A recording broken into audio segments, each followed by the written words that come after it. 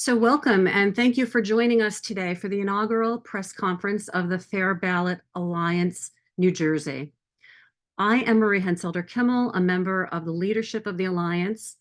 Our other two speakers will be Wen Kung, Executive Director of Action Together New Jersey, a member of leadership of the Alliance, and Yael Niv of Good Government Coalition of New Jersey. And she is the president and of the Good Government of New Jersey is a supporting organization to our ask today. I want to emphasize that this is a press conference. We ask for your questions to be held to the end, and then we'll ask members of the press to raise their hand via the reaction icon at the bottom of the screen. And for members of the public, please put your questions in the chat. These questions will go to the Fair Ballot Alliance New Jersey co-hosts, and we'll follow up with answers. All right, I'd like to start by introducing the Alliance to you. We're a statewide coalition of grassroots groups calling for a fair primary election for the U.S. Senate in 2024, and ultimately for the adoption of a fair office block ballot design for all elections in New Jersey. The initial group released a statement calling for Democratic leaders and county clerks to provide us with a fair ballot, giving no candidate preferential position on the ballot. Two things have changed since that initial statement. First, Fair Ballot Alliance New Jersey has partnered with cross-partisan groups and nonpartisan groups, also focused on reforming our elections and political processes for good government. Second, the initial ask was directed to the party leaders to provide a fair ballot, yet they have little reason to concede any of their influence over the outcome of New Jersey elections through the county line. And none of them responded to that ask. Our ask today now addresses both political parties, since our ultimate goal is the adoption of a more fair ballot, which needs support by both parties. Excuse me. Our ask is directed at the U.S. Senate candidates themselves, who are accountable to the voters and do have agency in the ballot positioning through their petitions to the county clerk. On Friday, the 15 groups of the Alliance and 14 supporting organizations made a request of all 2024 Senate candidates to demonstrate their commitment to free and fair elections that return priority to the choice of the people of New Jersey to determine their party's nominee. And can I have the slide, please? This is a slide that displays the names of the groups in the Fair Ballot Alliance and the 14 supporting organizations that have signed on to our ask to the Senate candidates. For the press, this list is included in the press kit. The 29 groups that are calling for this action by the Senate candidates draw supporters from every county in New Jersey, as you can see. Just leave that up for a second. Thank you. And now I'd like to introduce Wen Kung, Executive Director of Action Together, New Jersey, to announce the ask that we made to the Senate candidates. Thank you so much, Maria, and welcome everybody. I appreciate your time on today's presser that we have. Can I get the slide for the ask, please?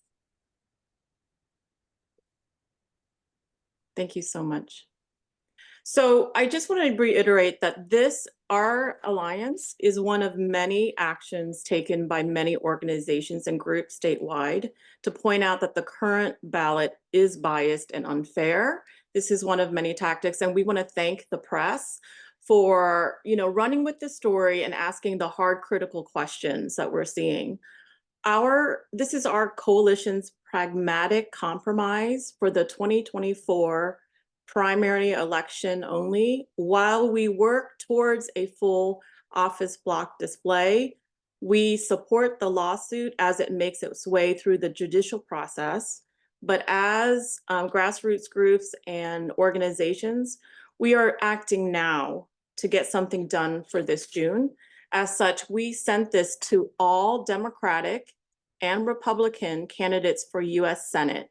So we sent it to every campaign and the candidates. So we did that last Friday, so they all have a heads up. So I would suggest reporters to follow up with the candidates after this press conference to see where they stand on this. But the ask that we are presenting to the public and to the U.S. candidates is as such. Given the special circumstances and importance of this coming election for the U.S. Senate, we, the Fair Ballot Alliance of New Jersey, ask you and all the other New Jersey candidates for the U.S. Senate, again, that's both Democratic and Republican candidates, to request from New Jersey county chairs that the 2024 primary election ballots place all U.S. candidates in a separate office block, which is shown in Figure 1, or if that is not possible, together, all together on the county line, which is seen in Figure 2, ideally with the order determined randomly. And that is our ask. And again, this is a pragmatic compromise that we see for this coming election. And we hope that the candidates will duly consider this and get back to the public with what their answer is.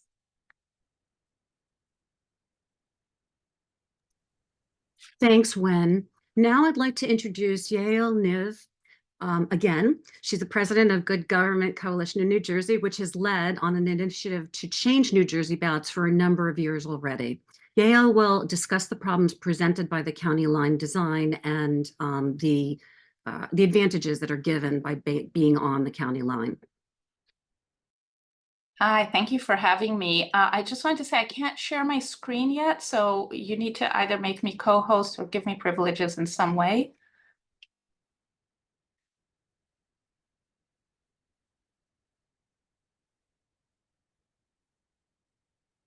I think one easy way might be to just enable screen sharing. I don't think anybody else here is going to try to share their screen. Oh, yay, I'm co-host now.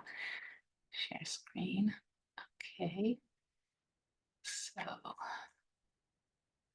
get this rolling.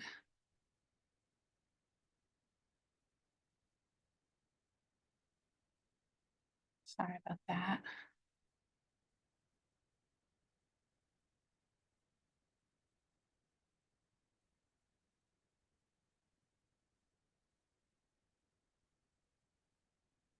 Okay, so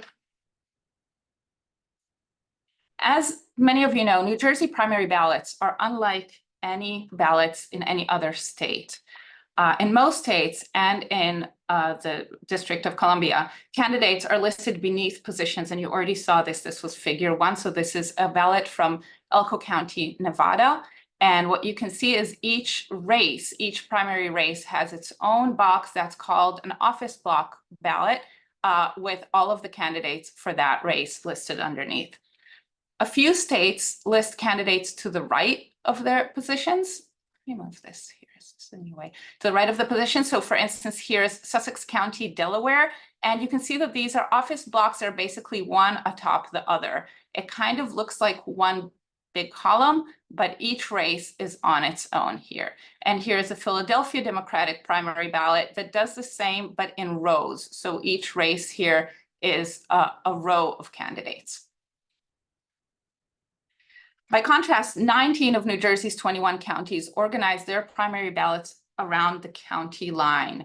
The county line here in the Essex County Republican primary ballot is this first row. It has all of the party endorsed candidates for the different positions. And the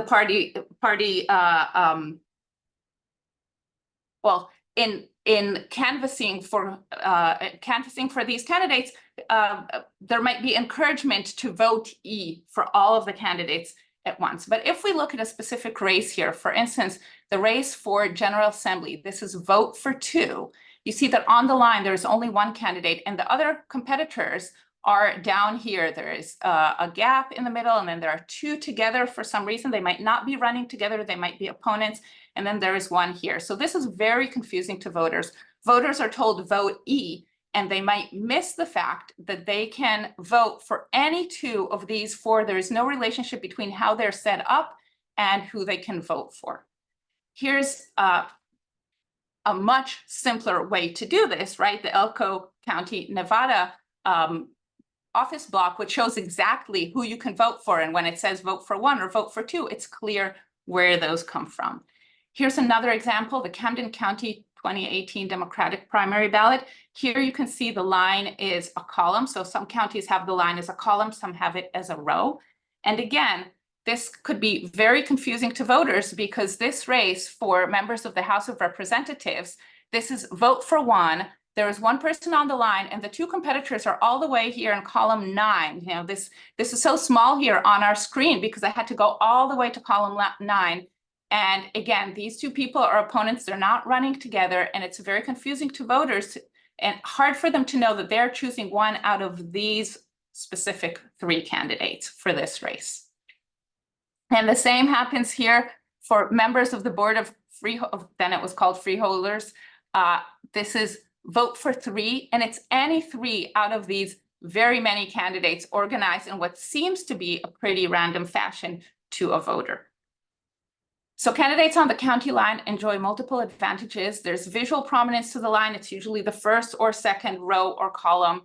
The top of the ticket name recognition helps. So because that line usually has, let's say, the presidential candidate in this, the endorsed presidential candidate in this coming election, then that helps lend credibility to everybody else on that line, even if voters don't know who they are, haven't read about them, don't know what their policies are.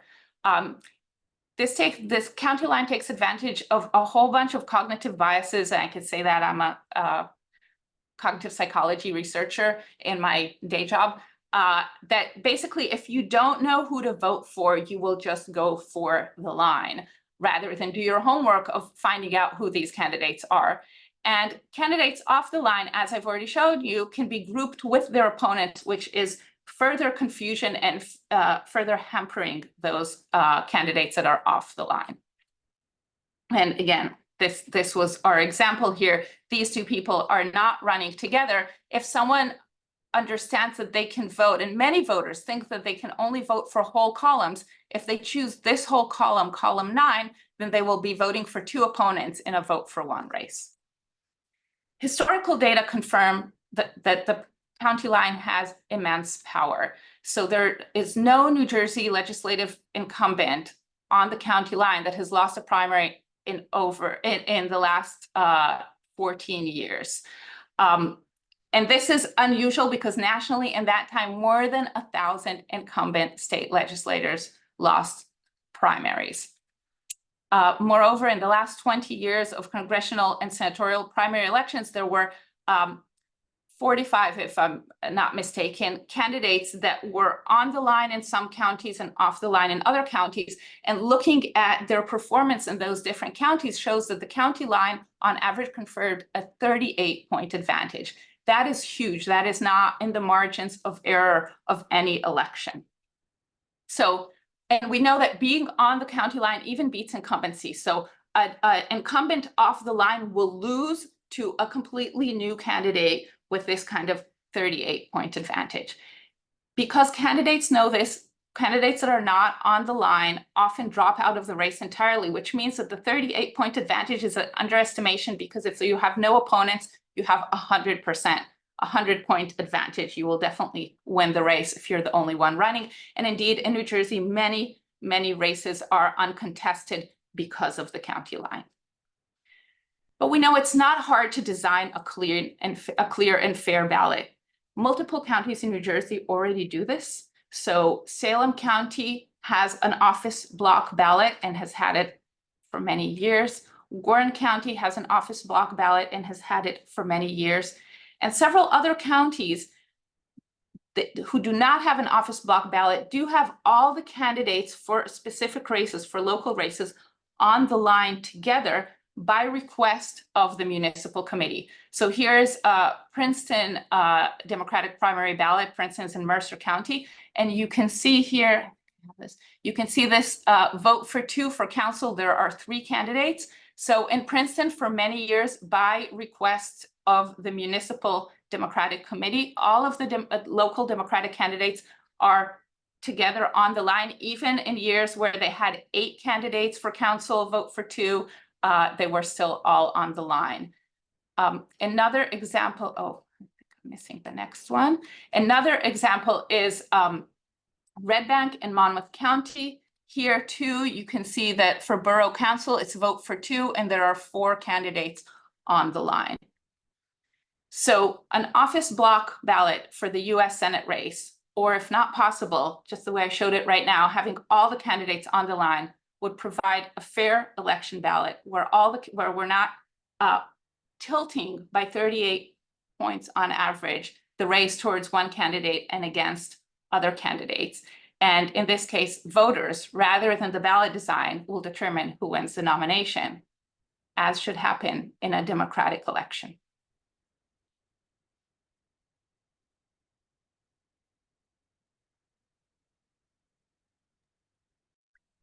Thank you, Yael, for your presentation. I think that made pretty clear what the situation is with the ballot design.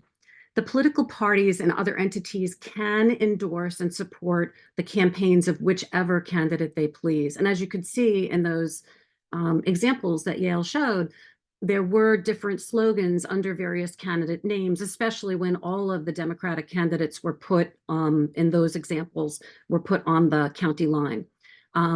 So that ability to endorse candidates should not result in a biased ballot. Ballots should be clear, easy to use, and impartial. And in 49 states, that's the way it's done. An endorsement holds power for whoever gives the endorsement, whether they have money behind it or organizing help for the campaign, but they don't have this additional advantage of the positioning on the ballot.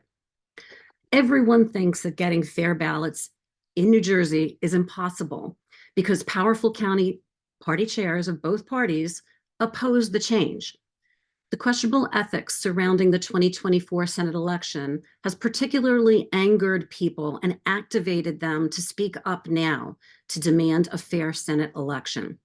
The number of groups that quickly agreed to join us in this effort reflects the extent of the concern about the fairness of elections in our own state.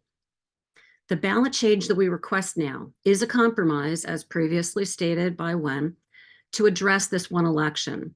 We'll set our sights on 2024 to hopefully get a fair ballot for a more fair election, but we plan to continue work to ultimately adopt fair office block ballots like the other 49 states. The Senate candidates have aspirations to be one of our political representatives, to work to address our needs as the citizens of New Jersey. There isn't a more clear way for them to show their commitment to serve the people than by joining in our call for better ballot design for fair competition in New Jersey elections. So again, specifically, we request that they publicly call on the New Jersey County chairs for the 2024 primary election ballots to place all Senate candidates in a separate office block, or if that's not possible, on the line, ideally with the order determined randomly. I'm going to say this. The good news is that 2 of the candidates contacted have already indicated very strong interest in our request so far, 1 from each party. And we'll wait for their official announcements, and the press is invited to follow up with all of the candidates to see who of them may be the ones to be considering. And now we're going to take questions from members of the press. And as we said, please use the raise hand function so we can call on you and unmute you. And if we can bring our speakers back, bring Yael and Wen back to spotlight, that would be wonderful too. While we do that, can I just jump in really quick? I realized that during my my portion, we forgot to put in figure 2 for everyone to see. So if Amy can bring that up. Yael covered this during her portion, but just so that we're clear, wanted to show you what figure 2 looks like. So figure 2 is the one where, again, it's a pragmatic compromise where the lower figure, all the U.S. candidates, U.S. Senate candidates are together on the line. So there's definitely pros and cons to each method. But again, as we work towards the office block display design, I think this is a compromise that we're asking everyone. With that, we'll go ahead and take questions from, starting with Dustin. Hi, Dustin. Hi, thank you. Just Marie, in your statement just a minute ago, you had alluded to questionable ethics in the Senate race. Could you Mhm. expound on that? What you mean? Well, I mean, our position, we're not trying to be partisan about this, but the facts of the case are that there are charges. Senator Menendez is indicted for corruption charges, and there have been, we have a governor whose wife who is running without previous elected experience and has received endorsements prior to any vetting or real engagement with a campaign process. And those two issues have come up in many conversations I've overheard, and I've heard many people that people don't usually comment on politics at all who have commented on this situation to say, we have to do better than this. We have to have, I want to have a say in who we choose as a Senate candidate. And I may choose Tammy Murphy, but I don't want the scale to be tilted before we ever get to the primary election. Okay, thank you. And if I could add to that, I think it's the endorsement by the county chairs in the counties with the majority of Democratic primary voters. So she's got the plurality, and this is before any conventions have been undertaken, right? Conventions don't happen until, I believe, February, March of next year. Yet these 6 county chairs have come out and endorsed her within 4 days of her announcement. And so I think what we want is your party, your rules, however you want to do. If you want to do GOTV, if you want to run ads for your endorsed candidates, more power to you. Just keep it off the voters' ballot. And that's why we want to ask the U.S. candidates of these 2 options, either ask your county chairs for the full office block display or altogether. That at least gives an equal playing field on the ballot. I can add one small thing. I think we should also be asking ourselves, why are the endorsement conventions in the different counties that do have conventions, which is not all the counties, why do these happen in February or in March before the filing deadline? That is very telling, with the idea that whoever is not endorsed will drop out of the race. If the convention was after the filing deadline, all of the candidates would be on the ballot, no matter who is endorsed. And an endorsement should not be the determinant of who can run. That is not fair access to the ballot. And so I think this just underscores the fact that there's something very unfair about how our endorsement works to take advantage of ballot structure in order to basically deny access to the ballot to some candidates.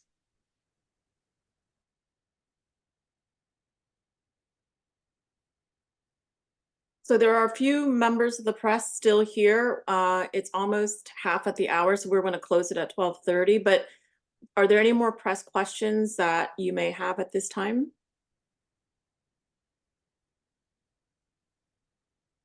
If you do, please raise your hand. That would be great. Can I ask a question Yes. for you too? As you know, we are supporting this from the side. What is your next step for the Fair Ballot Alliance? So, we certainly want to give time for the candidates to respond. And I'm sure I know that we will have our supporters weigh in and try to give feedback to the candidates of, if they feel as strongly as we have had in our organizations, let the candidates know and let the press know. And then we do have some potential or education sessions that are going to be coming up. There are several candidates who have faced the situation of not receiving a county endorsement and being off the line, who either ran as incumbents and lost, or decided to drop out of the race because of the overwhelming odds against them being placed in that situation, and we do have some plans that have started for some educational sessions that we're going to be doing for the public about this. And we understand there's a situation of people. One of the concerns I think that's raised is that, well, there could be overvotes if we, people in New Jersey are so used to voting down the line, and there can be overvotes if we put all the candidates in one block. Well, we can educate voters, and I'm sure if this adjustment, if this compromise in ballot design is adopted, the candidates themselves will help to educate the voters as well. So we think that this is a reasonable compromise that can be made, and there certainly are examples of where it has been used in New Jersey, and obviously two counties that use it exclusively. So we think this is a reasonable ask, and we hope that we get the support of the candidates to ask for it, to show that they want the voters to really decide who's the best candidate to represent them going forward as the nominee of their party. Can I call on Andy Richards for the question, please? Hi, thank you so much. I'm sorry, I came to the meeting late, so I was hesitating on whether or not to ask a question, but sorry, I'm with Mosaic, NJ.com, Star Ledger, that little advanced family. I've interviewed Andy Kim and Lawrence Ham and hopefully Tammy pretty soon. Bill O'Day and Jim McGreevy, I'll be interviewing soon as well. And one of the things that's interesting is those who may get the party line don't speak much about it. And those who probably won't are like saying we have unfair practices. So I was wondering, have you engaged with the actual politicians? Like, have you gotten any of them to be like supporting you, like on the record? Has anyone done that? So our position is not to scoop the candidates or their campaigns. We wanted to give them the courtesy of this ask. So they were all given this ask letter last Friday, with the announcement that this is going to hit the press today at noon. So what we want the press to do is to follow up with the candidates and campaigns directly and ask them where they stand on this. So they'll just be dodging. They're just going to dodge. That's why we need you. You're the dogged, unbiased reporters. We need your help on this. And listen, this has been great what the press has been doing. This is what we've worked on this for years, and we have not seen this issue brought up to this level until the Menendez corruption indictments come down. And I will admit it personally that, I'm using it as a stepping stool to talk about the anti-democratic measures on the ballot. And so we appreciate reporters being dogged on this and keeping on top of it on the behalf of voters. So thank you. There's a question from Colleen. Go ahead, Colleen. Yeah, hi guys, thank you. Sorry, I hope I had to take a call in the middle of this. I hope I'm not repeating, but who makes the determination? I mean, how did Salem and Warren County wind up with ballots that are different, that are, in your words, fairer? Is it up to the county clerks? I mean, who makes the decision ultimately? That's a complicated question. I'll take that if that's okay. It's a complicated question, and it's also under legal dispute. There is a lawsuit on what county clerks can and cannot do.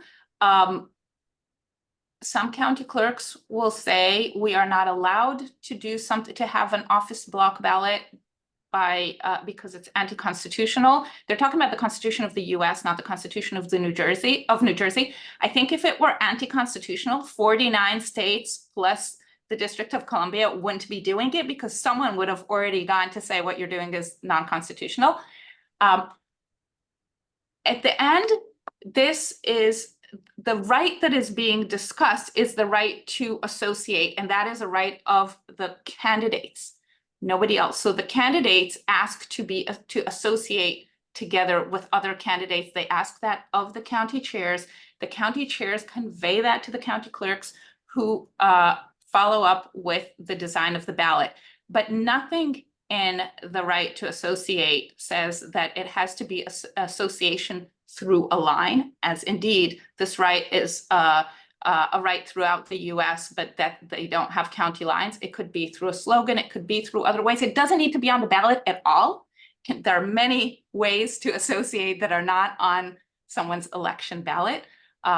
Most states don't even have a slogan. You don't know who is running with whom. That is not, it's the place for that is not on the ballot. It's in a lot of other promotional materials and election materials, but not on the ballot. That is basically campaigning inside the ballot booth, which is not allowed.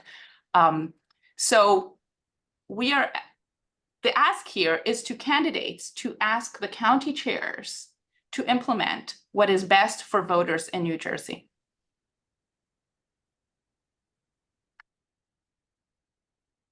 We have a question from Nancy Solomon with WNYC. She does not have a mic, so I'll read her question.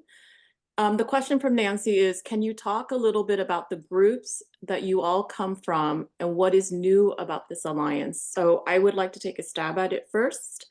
Amy, if you could bring up, thank you so much, read my mind.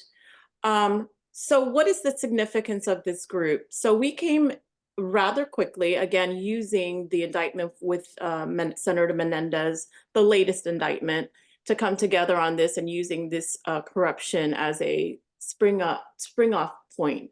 I think what's different about us is we all, as a coalition, we are candidate agnostic, but we all come together to, I want to reiterate what Yael just said. We want to keep the campaigning off of the ballot, and that's where we come together.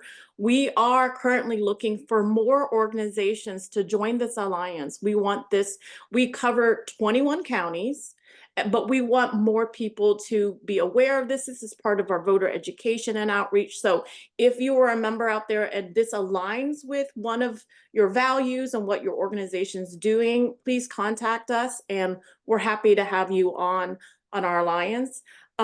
But I think if you look at the alliance members, we are the grassroots. We are the ones that do the door knocking, the phone banking, the text banking, when the political parties need volunteers.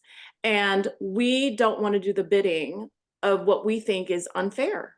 And so what we want to do is, again, your party, your rules, we respect that. If you're a county committee member from either the Republican or Democratic Party, we respect that.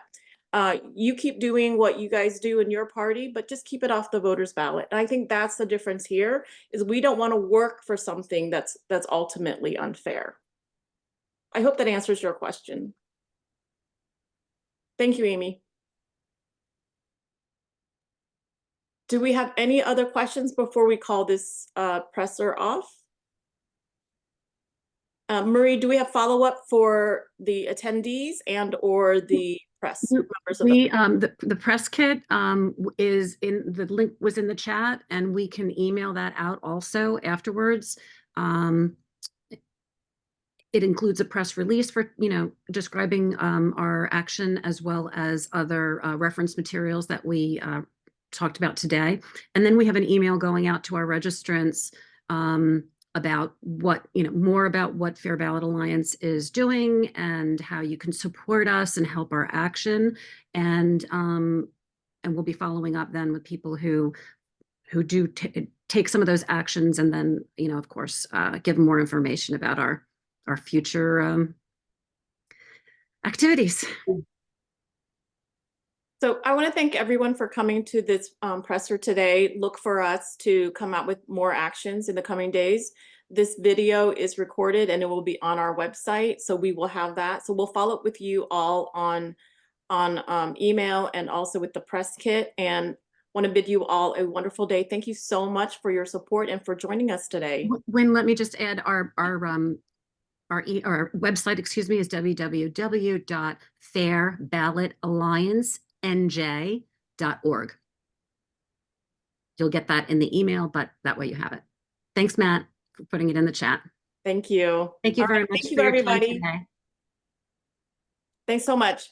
Have a great day. Have a great day.